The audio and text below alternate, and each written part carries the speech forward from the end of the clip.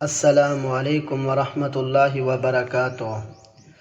کچھ کو فوراً دے دیتا ہے اور کچھ کی آواز کو شاید بار بار سننا چاہتا ہے، اور غضب کے خوش نصیب ہیں وہ لوگ جن کی آواز کو وہ بار بار سننا چاہتا ہے۔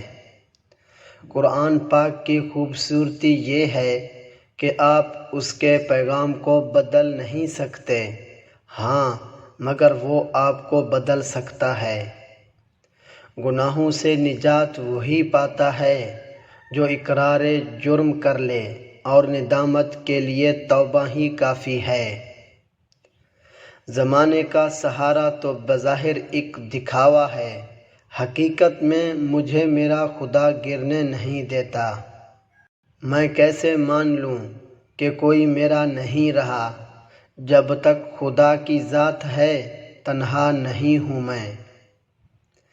وقت سب کو ملتا ہے زندگی بدلنے کے لیے، لیکن زندگی دوبارہ نہیں ملتی وقت بدلنے کے لیے۔ آزمائش میں اللہ اذیتیں دینے کے لیے نہیں ڈالتا، بلکہ کچھ سکھانے کے لیے ڈالتا ہے۔ جتنی جلدی سیکھ جاؤ گے اتنی جلدی وہ دور ہو جائیں گی۔ اگر تم اللہ کے ہاں اپنی حیثیت جاننا چاہتے ہو تو یہ دیکھو کہ اس نے تمہیں کس کام میں لگا رکھا ہے۔ رب کے عشق میں ایک مقام وہ بھی آتا ہے کہ دعا تو دور کی بات ہے، انسان صرف سوچتا ہے اور رب نواز دیتا ہے۔ ہمارے معاملات ہمارے ہاتھ میں نہیں ہوتے، مگر اطمینان رکھیں جس کے ہاتھ میں ہوتے ہیں وہ بڑا رحیم اور کریم ہے۔ بھول جاؤ کہ تم کون ہو، بس یہ یاد رکھو کہ تمہارا رب کون ہے۔ حضرت علی رضی اللہ تعالی عنہ نے فرمایا، جو تمہاری خاموشی سے تمہارا تکلیف کا اندازہ نہ کر سکے، اس کے سامنے زبان سے اظہار کرنا صرف لفظوں کو ضائع کرنا ہے۔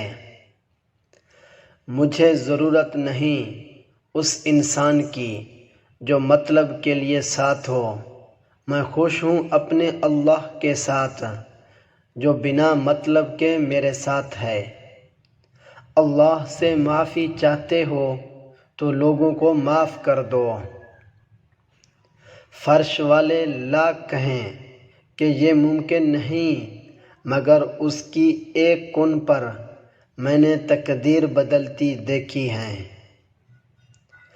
جو فیصلہ میرا رب کرتا ہے، یقین جانو عرش سے فرش تک وہی بہترین ہوتا ہے۔